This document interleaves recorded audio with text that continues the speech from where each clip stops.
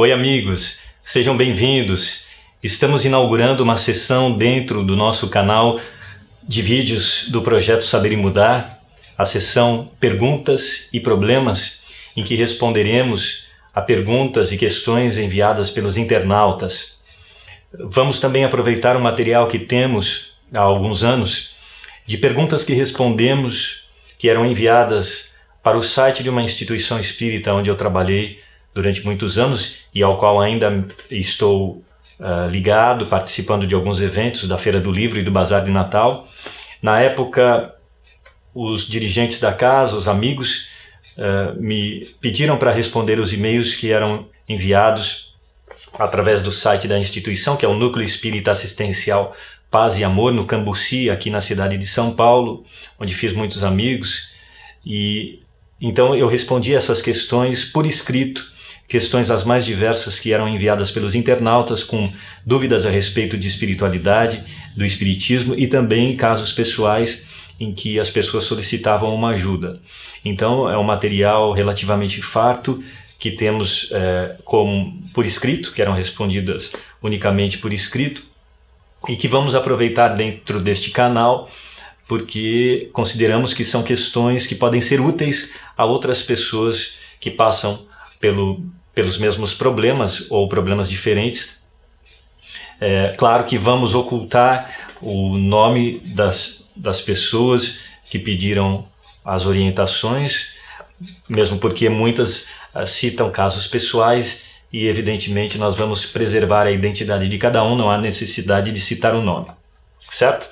Então vamos começar com uma pergunta, na verdade é um conjunto de perguntas sobre um tema central que foram enviadas por um amigo nosso, não conhecíamos pessoalmente, um tarefeiro espírita aqui também da cidade de São Paulo, e que nos fez várias perguntas a respeito de relacionamentos afetivos e de sexualidade. Então vamos começar. No começo ele disse o seguinte: sei que parecem perguntas desconexas, porém elas sempre chegam à nossa casa espírita e nem sempre nos sentimos moralmente fortalecidos para responder, dado que todos estamos sujeitos a envolvimentos emocionais e sexuais. Gostaria de sua opinião e me alegraria com a sua palavra.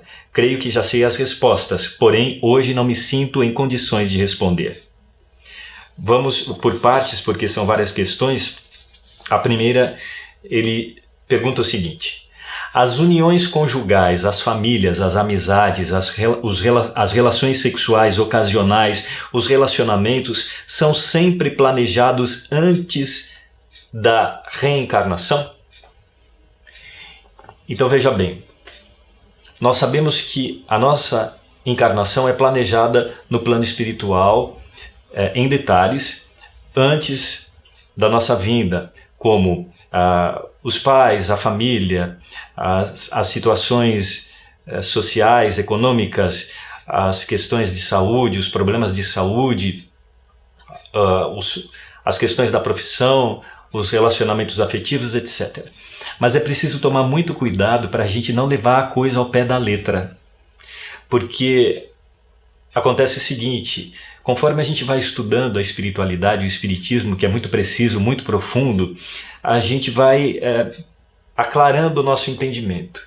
Mas ainda corremos o risco de entender errado, de levar ao pé da letra, porque temos uma certa bagagem cultural e religiosa de muitas encarnações atrelada a dogmas. E o espiritismo não tem dogmas. Ele é ciência e conhecimento, né? Então, nós ainda trazemos uma mentalidade presa às religiões que professamos em muitas encarnações. E só vamos perder isso com o estudo e com o conhecimento, justamente, né? Então, sobre o planejamento da reencarnação, ainda existem muitos espíritas que levam ao pé da letra certos estudos. Por exemplo, no livro Missionários da Luz, de Francisco Cândido Xavier, pelo espírito André Luiz, ele fala ali com mais detalhe, talvez pela primeira vez dentro da literatura espírita, sobre o planejamento das reencarnações, o trabalho dos benfeitores espirituais, dos cientistas da espiritualidade, e que planejam a reencarnação de acordo com a necessidade evolutiva de cada espírito que está prestes a reencarnar. Não é? Então, muitos acabarão levando isso ao pé da letra, dizendo que todas as reencarnações necessariamente são planejadas nos mínimos detalhes pelo plano espiritual. Mas é interessante que dentro da própria obra, o próprio André Luiz diz que não é bem assim. Veja bem, a gente confunde uma coisa com outra, acha que se não houver um planejamento detalhado da reencarnação, haverá acaso. Não, o acaso não existe nas leis universais. Né? Na criação divina não existe acaso, existe ação e reação. Às vezes nós fugimos do planejamento espiritual por causa do nosso livre-arbítrio, de interferências que recebemos e aceitamos, e assim acabamos escapando do planejamento que seria o ideal para nós. Mas isso não significa que houve um acaso ou que houve uma falha do planejamento. Houve uma falha justamente da nossa atuação, por causa da nossa ignorância. Então vamos ver o trecho da obra Missionários da Luz, em que o André Luiz fala disso. Veja bem. Grande percentagem de reencarnações na crosta se processa em moldes padronizados para todos, no campo de manifestações puramente evolutivas, mas outra percentagem não obedece ao mesmo programa. Elevando-se a alma em cultura e conhecimentos e, consequentemente, em responsabilidade, o processo reencarnacionista individual é mais complexo, fugindo à expressão geral, como é lógico. Em vista disso, as colônias espirituais mais elevadas mantêm serviços especiais para a reencarnação de trabalhadores e missionários. Quando me refiro a trabalhadores, falo dos companheiros não completamente bons e redimidos, mas daqueles que apresentam maior soma de qualidades superiores, a caminho da vitória plena sobre as condições e manifestações grosseiras da vida. Em geral, como acontece a nós outros, são entidades em débito, mas com valores de boa vontade, perseverança e sinceridade que lhes outorgam o direito de influir sobre os fatores de sua reencarnação, escapando, de certo modo, ao padrão geral. Claro que nem sempre tais alterações se verificam em condições agradáveis para a experiência futura. Os serviços de retificação representam tarefas enormes. O problema da queda é também uma questão de aprendizado e o mal indica posição de desequilíbrio, exigindo restauração e corrigenda. A evolução confere-nos poder, mas gastamos muito tempo aprendendo a utilizar esse poder harmonicamente. A racionalidade oferece campo seguro aos nossos conhecimentos. Entretanto, André, quase todos nós, trabalhadores da Terra, nos demoramos séculos no serviço de iluminação íntima, porque não basta adquirir ideias e possibilidades, é preciso ser responsável, e nem é justo tenhamos tão somente a informação do raciocínio, mas também a luz do amor. Essa instrução foi dada pelo Espírito Alexandre para o Espírito André Luiz em trabalhos e estudos que estavam desenvolvendo no plano espiritual. Então veja bem, nós fugimos um pouco da pergunta que foi feita pelo nosso colega, amigo internauta, justamente para primeiro a gente resolver essa questão, né, do planejamento da reencarnação. Até que ponto as coisas são reencarnadas? Então a gente vê aqui nesse texto do André Luiz, que a gente tem que reler com mais atenção, que conforme o mérito do espírito, ele recebe a possibilidade de ter a sua reencarnação planejada em mais detalhes, justamente porque ele merece esse planejamento para que cumpra a sua missão na Terra e tenha mais possibilidade de cumprimento integral das suas tarefas aqui na Terra. A grande maioria não tem essa condição, ainda está vivendo num estágio ainda muito animal, não é? Ainda muito primário, em que não há necessidade tanto desse planejamento e que o espírito encarnando-se, vai aprender pelas próprias circunstâncias da vida, pelos problemas naturais que surgem, né? Não haverá acaso também nessas condições e nesses casos, mas haverá condições mais adequadas com a evolução intelecto-moral de cada espírito. Então, considerando isso, voltando à pergunta que ele fez, as famílias, as amizades, as relações sexuais ocasionais, os relacionamentos são sempre planejados antes da reencarnação. Veja, as famílias, a nossa família em si, que desempenham um papel muito importante no nosso aprendizado e no nosso caminho evolutivo, essas recebem mais cuidado na hora do planejamento, do plano espiritual. Quando nós não temos condição de escolher por nós mesmos, os orientadores espirituais é que vão fazer isso, como os professores e os cientistas que sabem mais profundamente quais são as nossas necessidades e as nossas possibilidades evolutivas. Agora, dizer que as relações sexuais ocasionais também são planejadas já é um pouco de fantasia, porque dentro disso está o nosso livre-arbítrio. Então, se a gente, digamos, a gente tem o planejamento de reencontrar determinada alma com quem temos maior afinidade ou maiores débitos no passado para ser, no caso, vamos dizer, a nossa esposa nessa vida, ou marido. Então, isso houve um certo planejamento, né? De acordo, voltando ao caso, de acordo com a nossa condição intelecto-moral de aproveitá-lo e de merecê-lo. Mas e se antes disso a gente cair nas aventuras, nos excessos em termos sexuais e afetivos? Evidentemente, corremos o risco de ter aquele planejamento totalmente desviado, não é? Então acabamos por não encontrar aquela alma que teríamos que reencontrar. Então, o que acontece? Nós vamos escapar ao planejamento, vamos evidentemente sofrer mais, errar mais e complicar o nosso próprio destino, não é?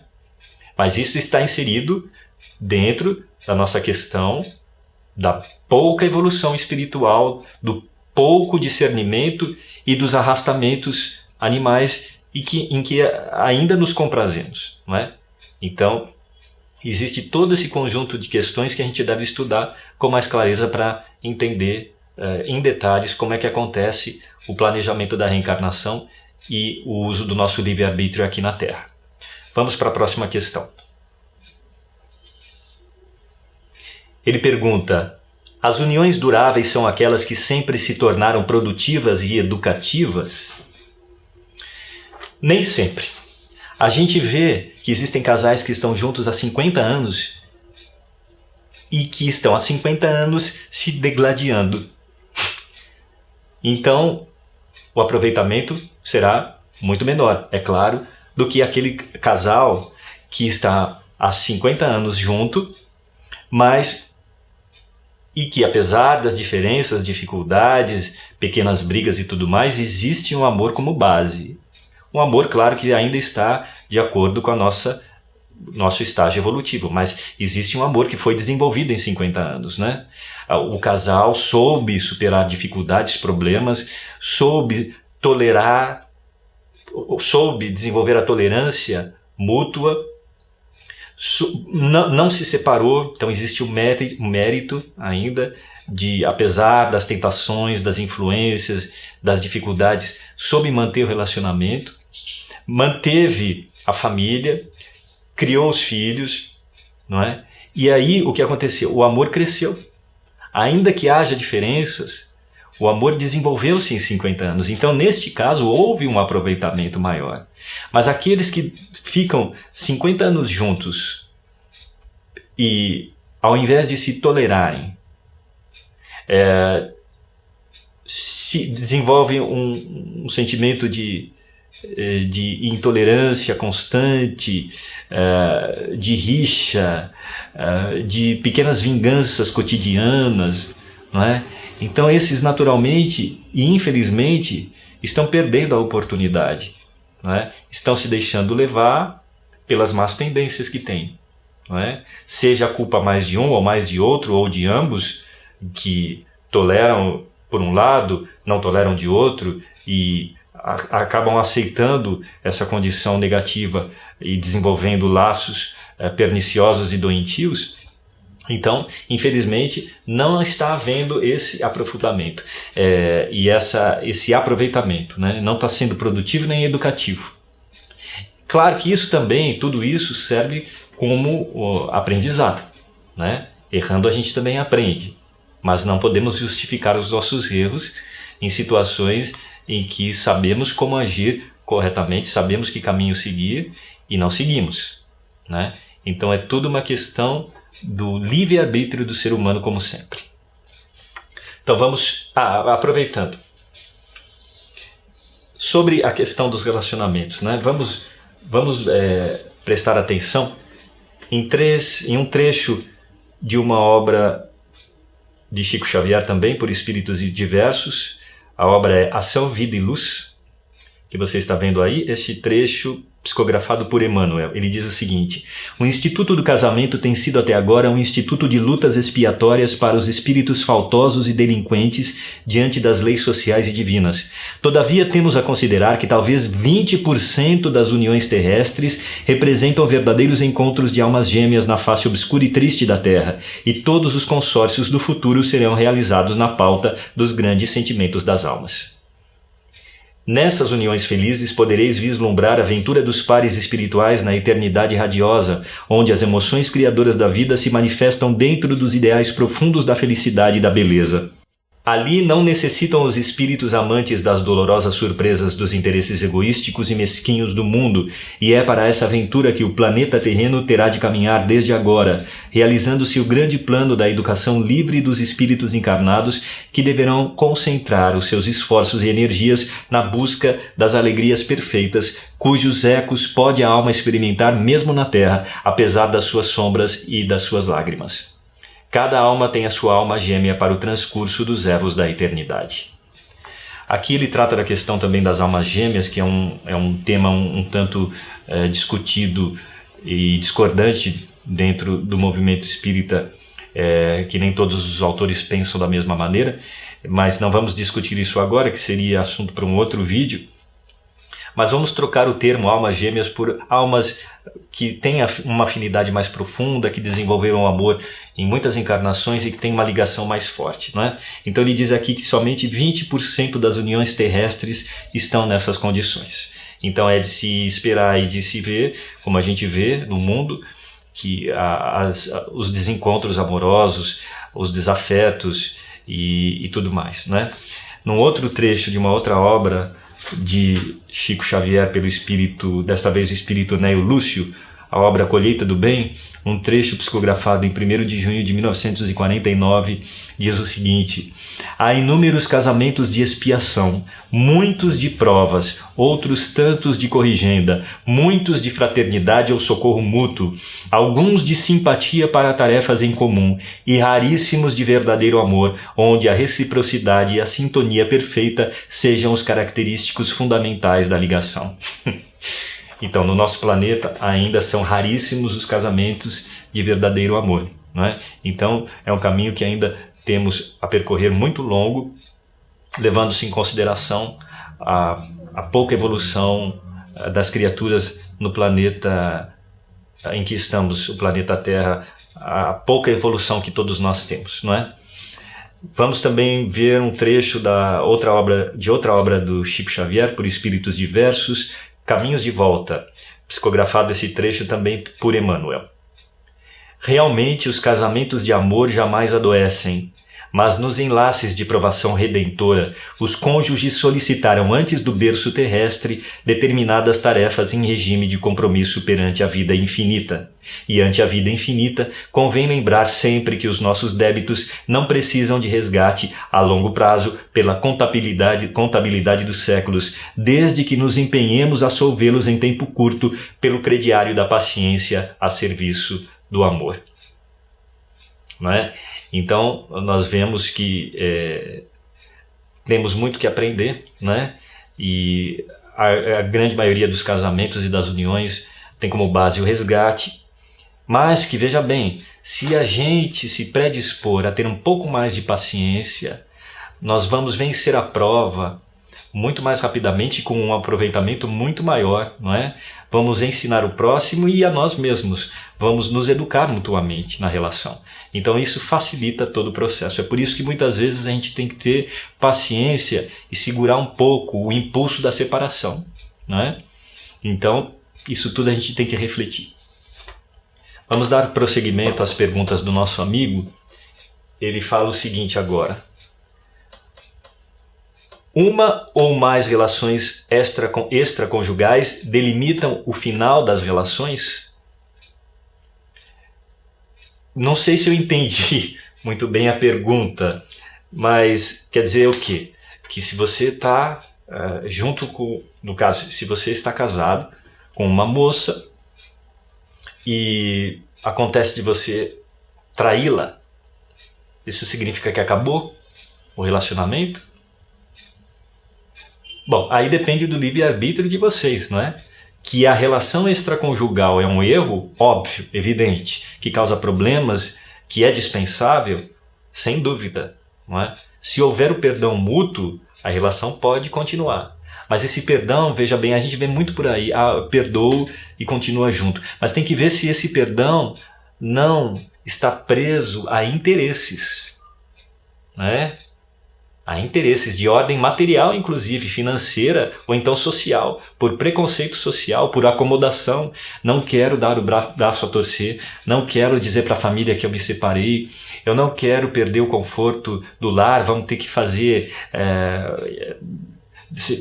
ter separação de bens, tem os filhos, tem isso, tem aquilo, então vamos deixar como está. E aí mantém aquele ódio íntimo, não perdoa intimamente, não é? Por uma conveniência social financeira, que é totalmente errado, né? Então, agora, se o casal decide ficar junto, aprende a lição, não é? E para manter a família e os filhos, muito bem, aí existe mérito, não é? Mas é preciso pesar muito bem tudo isso, não é? O perdão deve existir sempre, mas o que não pode acontecer é justamente esse jogo de interesses, conveniência. Então, o perdão tem que vir de dentro. Aí você pergunta assim, mas e se eu não sinto o impulso de perdoar? Se eu, perdoei, me esforcei, mas eu ainda fico com aquela mágoa lá, porque eu não consigo esquecer que ele me traiu ou ela me traiu, não é? Então, nesse caso, ainda existe um mérito, porque há um esforço, não é fácil realmente, né? Devido à nossa pouca evolução, a gente ainda vai pensar muito nisso. Eu sei que é difícil, né? Mas se existe um esforço sincero do perdão e da convivência pacífica rumo a um aprendizado que seja proveitoso para ambos e para a família e tudo mais, nesse caso, maravilhoso. Caso contrário, então é melhor que se resolva intimamente a questão da raiva acumulada, da falta de perdão, para depois passar para a manutenção do casamento, né? Não haver separação e que ambos sigam felizes ou o menos infelizes possível dentro da situação, desde que ambos queiram aprender. Outra pergunta. Podemos fazer sexo sem comprometimento moral de ambas as partes, por opção dos dois, em que há comum acordo de que não haverá cobranças de nenhum dos lados? Não, isso não é possível, é pura ilusão. A gente acha que pode escapar das consequências dos nossos atos, não é? Por isso achamos que podemos ter um relacionamento sexual avulso, levados unicamente pelos instintos e presos às sensações físicas, e que isso não haverá consequência. Mas você pergunta assim como ele perguntou, mas e se ambos concordaram com isso? Significa que ambos estão no estágio muito primário do aprendizado moral e que estão se deixando levar mais uma vez, como já fizeram muito no passado, aos instintos puramente materiais, puramente físicos. É um estágio que, como espíritos, todos vamos ter que aprender a superar. Não adianta. Querer fugir é ilusão. Nós podemos adiar, mas esse adiamento também significa mais problemas para a nossa vida. Então isso não é possível, é muito claro quando a gente estuda. A gente tenta justificar, né? A gente quer escapar, tenta justificar. Ambos concordaram, então tudo bem, né? Não vão sofrer, vão sofrer. É questão de tempo. Porque o tempo vai passar, vem o envelhecimento do corpo físico, vem os dilemas morais, vem as depressões, uma série de outras coisas que vão nos ensinar na hora certa cada lição. Outra pergunta. Quando o parceiro ou a parceira não corresponde aos nossos anseios sexuais, podemos partir para relações paralelas visando o aprendizado sexual? Eu acho que você já sabe a resposta, né? É a mesma da anterior. Quer dizer, a gente tenta escapar e fugir da responsabilidade, Ué, por que a gente dá tanto peso para o sexo, não é? Por que a gente coloca ele na frente da afetividade e do amor?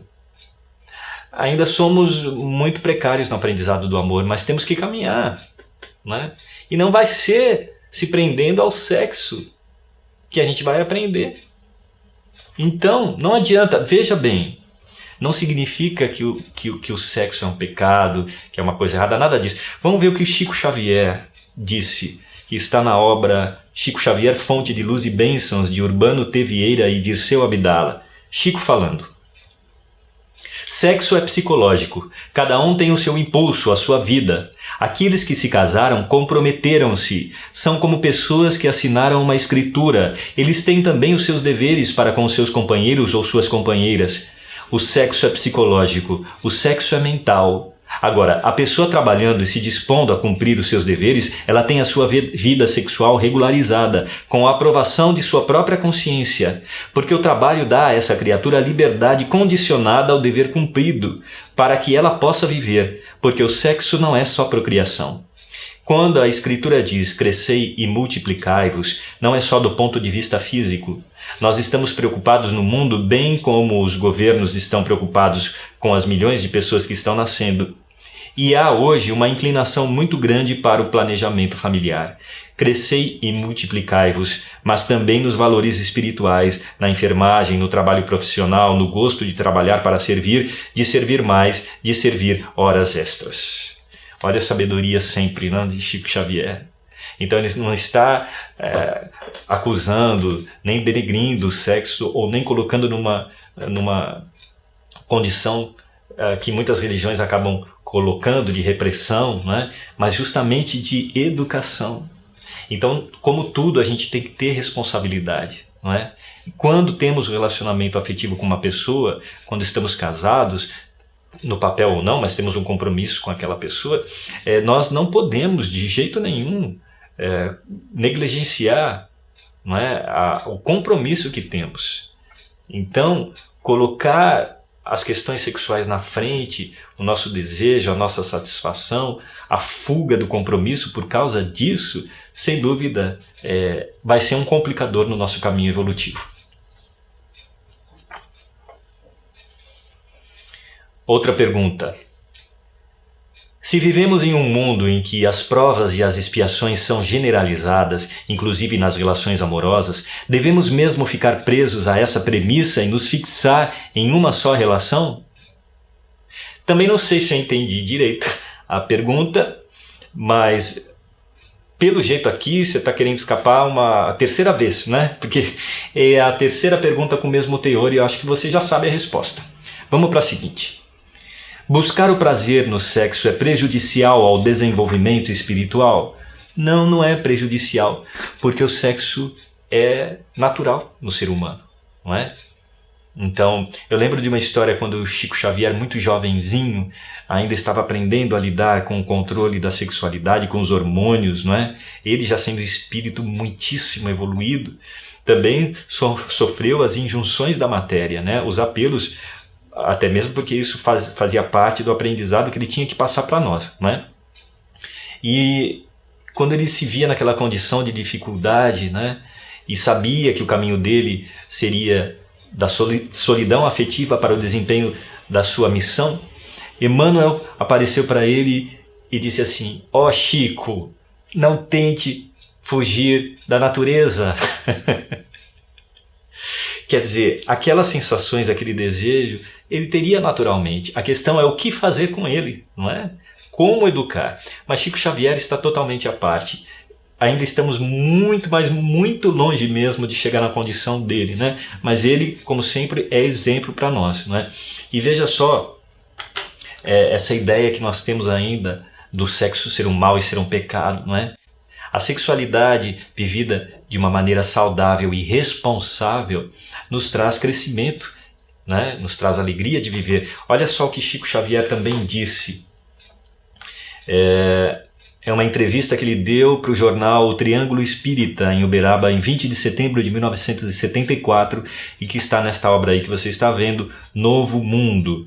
que está classificada como pelo Espírito Emmanuel, mas na verdade o Chico Xavier falava por si mesmo em muitas entrevistas, né, que ele tinha plena condição de responder por si e não só a um espírito falando através dele. Então a pessoa está descrevendo a conversa que Chico estava tendo com algumas pessoas. Chico Xavier retoma a palavra. Peço licença aos presentes, éramos 5 ou 6 pessoas presentes à entrevista, os de sua equipe e o repórter, para tocar num assunto muito debatido e causa de muito sofrimento no mundo de hoje. Os problemas do sexo com o seu cortejo de desencontros, infidelidades, distorções e anomalias. O sexo, presta atenção nesse pedaço.